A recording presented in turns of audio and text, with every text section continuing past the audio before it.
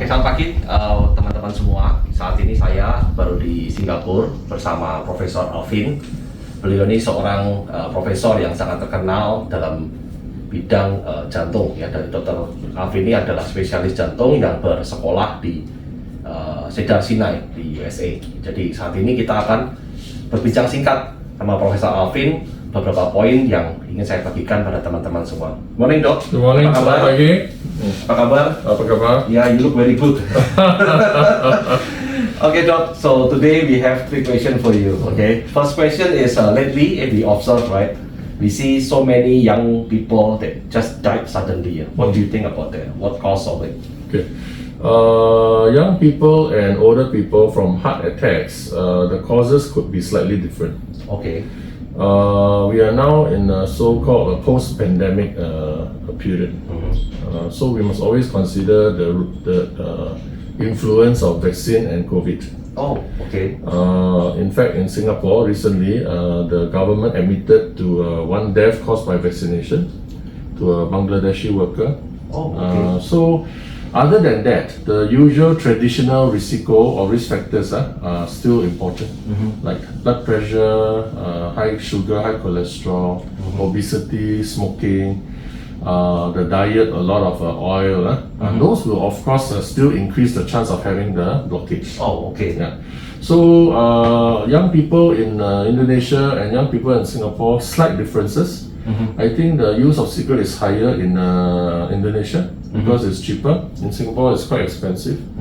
And in Singapore, the young men, they have to go through national service. So they actually do screening and they also do more exercise.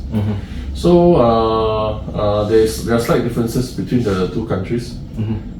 So for Indonesia, perhaps those two reasons, younger age of cigarette use and less active lifestyle contributes to maybe what is perceived to be more cases of heart attack in the young people in Indonesia. In Singapore, it always happens also. Every year there will be 3 to 5 people, unexpected, especially the fit people who have heart attacks. When we say young, they could be less than 40 years old. Okay. So they probably have undiagnosed blockages that was not known before.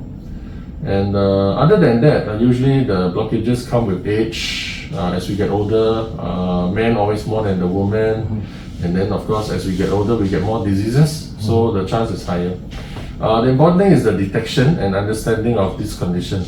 So firstly is the symptom. The symptoms can be many types. Sometimes people feel it's like gastric. So they go and take gastric medicine. Okay. But if you're not better and you have some risk factors, you should ask the doctor to maybe check your heart.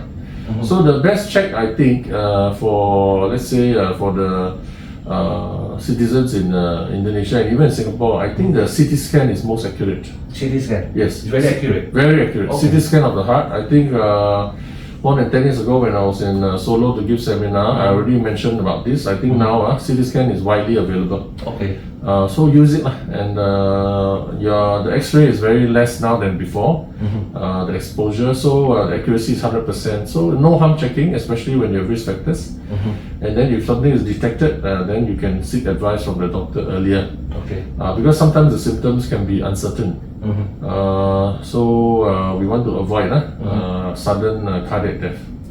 And so on top of that, if you do have symptoms that are urgent, of course also seek your doctor's advice. Yeah. Okay, and I have this question, Doc. This you just saw mentioning about the vaccine. How, I mean, like what kind of so-called symptom that we feel that that we need to be watched out. Yes. I mean, because sometimes we done some vaccine in our countries and we don't know if this one is something that we need to be aware of, that this is a sign of our heart or issue or something. Do you have any suggestion? So I'm referring especially to the COVID vaccines. So the COVID vaccine have been known to cause myocarditis, which is heart inflammation.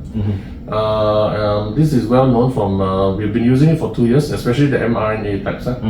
And then the AstraZeneca one causes blood clots. Okay. The overall risk is low, for low. sure, but there are people who still get it. And this being a preventative treatment, that means the person taking the vaccine is well. You don't want to have problems just because you want to prevent something that you may not get. Yes. So our standards for vaccination to prevent disease should be much higher than when someone already has a condition and we want to treat.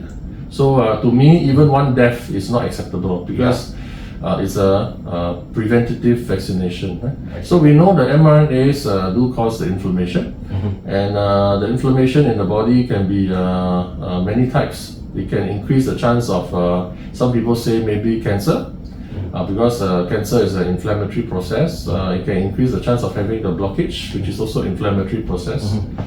And of course, the AstraZeneca causes blood clots, which can present itself as if you're short of breath. So it's quite an interesting time in the last 2 years. So I think, thankfully, the vaccine, the mutation of the virus is much less severe now. So we have an option just to watch and see. Okay. Then my last question, sorry to take up your time. No The problem. last question is this lady also, some people just died. So because of the heart attack. So do you have any idea or any sign of people that about to get a heart attack? Meaning like this past few days before it happens or past few months before it happens, what is the sign? So like I mentioned earlier, the symptoms are very, very variable. Okay. It can be from chest tightness, short of breath, chest pain, body aching, gastric feeling, could be anything.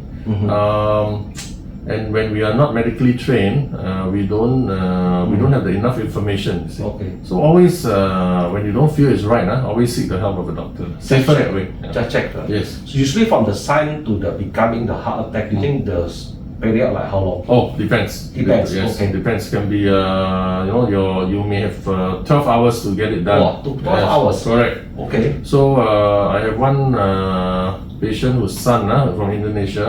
He didn't feel well, and then morning he didn't feel well. Later afternoon he went to the hospital, and he passed away very soon after that. Oh, Yeah. so sorry about that. So that was some years ago. So sometimes you can never tell. Then I have another friend's worker in Malaysia.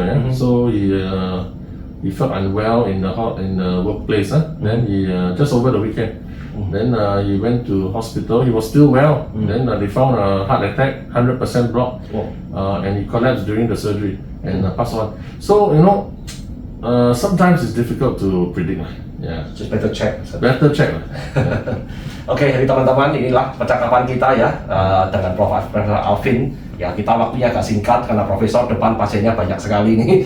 Oke, jadi kita perhatikan ya teman-teman, kalau kita merasakan badan gak enak, apa juga dicek ya. Prof. Alvin bilang bahwa akan kemungkinannya untuk serangan jantung itu juga tinggi. Jadi kita harus pastikan kita bertanya atau berkonsultasi dengan dokter yang ada medical trainnya. Oke. Thank you, Dr. Alvin. Thank you for your time. All right. See you again. Thank you so See you much. again. See you. Thank you.